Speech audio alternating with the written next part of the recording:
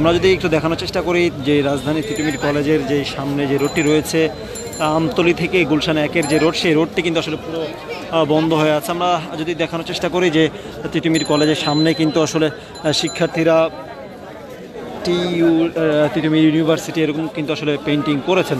আমরা আরও বিষয় যদি জানিয়ে রাখতে চাই যে আসলে গতকাল বিকাল 5টায় কিন্তু তিতুমির কলেজের 3জন শিক্ষার্থী তারা আমরণ অনশনে বসেছিলেন এবং সেখানেই পরবর্তীতে তারা কিন্তু আজ সকালে বেশ কিছু শিক্ষার্থী মিলে তারা কিন্তু তিতুমির কলেজের সামনে যে রোডটি, সেই রোডটি কিন্তু আসলে তারা আটকে দিয়ে তারা যে তাদের যে 7টি দফা দাবি রয়েছে সেই দফা দাবি নিয়ে তারা আন্দোলন করেন। এবং আমরা যদি একটি বিষয়ে জানিয়ে রাখতে চাই, ঠিক সকাল 11টা থেকে কিন্তু পরবর্তীতে তিতুমির কলেজের বিভিন্ন শিক্ষার্থীরা কিন্তু তারা নেমে আসেন এবং 7জন শিক্ষার্থী কিন্তু তারা আমরণ অনশনে নামেন।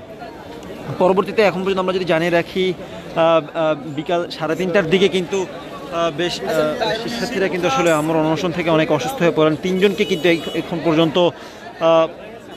মেডিকেলে সোহরাওয়ার্দী মেডিকেলে ভর্তি করানো হয়েছে। আমরা যদি দেখানোর চেষ্টা করি যে আসলে তিতুমিরের সামনেই তিতুমির ইউনিভার্সিটি দিয়ে কিন্তু আসলে পেন্টিং করা হয়েছে। আমরা আরও বিষয় যদি জানিয়ে রাখতে চাই যে আসলে আমরণ অনশন থেকে যদি দেখানোর চেষ্টা করি অনেকে কিন্তু আসলে অসুস্থ হয়ে আছেন।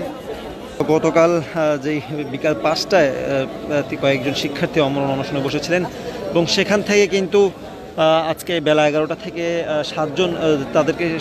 7জন শিক্ষার্থী আমরণ অনশনে বসেছিলেন। পরবর্তীতে তিতুমিরের অন্যান্য শিক্ষার্থীরা কিন্তু আসলে এখানে এসে পরবর্তীতে রাস্তা যেটি রয়েছে আমতলী থেকে গুলশান 1-এর যে রাস্তা, সেটি কিন্তু আসলে তারা অবরুদ্ধ করেন।